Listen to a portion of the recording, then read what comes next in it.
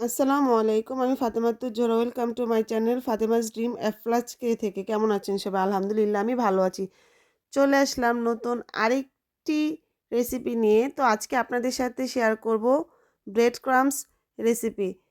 তো দেখা যায় বাড়িতে কোনো কিছু রান্না করতে গেলে আপনার বিস্কুটের গুঁড়া থাকে না বা ব্রেড ক্রাম্ব থাকে না, অনেকটা ঝামেলা হয়ে যায়। তো আপনারা বাসায় কিভাবে করে নিতে পারেন সেটা আজকে আপনাদের সাথে শেয়ার করব। দেখতেই পাচ্ছেন আমি এখানে ৫ পিস নরমাল ব্রেড নিয়েছি।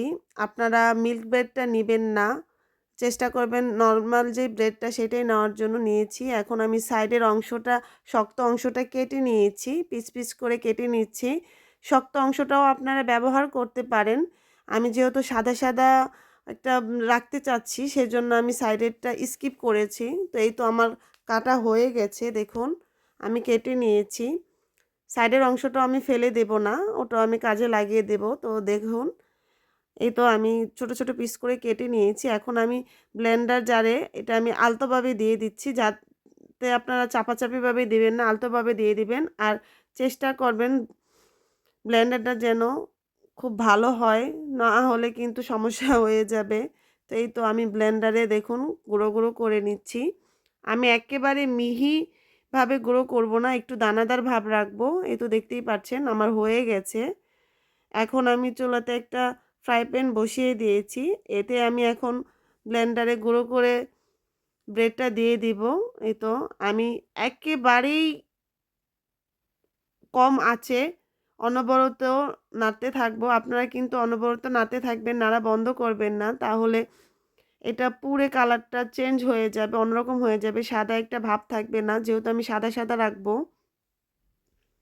আপনারা এটা ইচ্ছে করলে কালারিংভাবেও করতে পারেন। আপনারা যখন ব্লেন্ডার করবেন তখন সামান্য পরিমাণ ফুড কালার দিয়ে দিবেন। যে কোনো কালারই আপনারা করতে পারেন, সেটা ব্লেন্ডার করার সময় দিয়ে দিবেন, যে যেরকম পছন্দ করেন। তারপরে সেম প্রসেসে আমি যেভাবে করছি এভাবে করে নিলেই হবে। এই তো দেখতেই পাচ্ছেন আমি অনবরত নাড়াচাড়া করে নিচ্ছি। এই তো ভাজা ভাজা করে নিচ্ছি। আপনারা মচমচে করে ভাজা ভাজা করে নেবেন।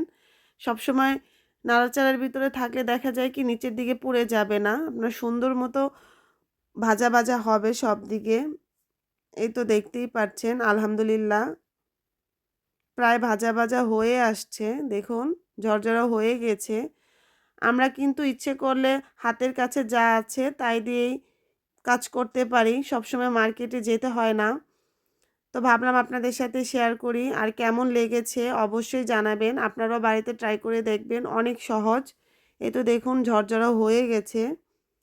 আমি কিন্তু ব্রেড ক্রাম্বসগুলো আমি কাবাব বানিয়েছিলাম, কাবাবের জন্য বাসায় ছিল না। তো বাহিরে অনেক বৃষ্টি হচ্ছে, আমার হাজব্যান্ড বলছে কিভাবে যাবো, আমি বলছি যাওয়ার দরকার নেই, যেহেতু ব্রেড আছে আমি ব্রেড দিয়ে করে ফেলি, ভাবলাম আপনাদের সাথেও শেয়ার করি।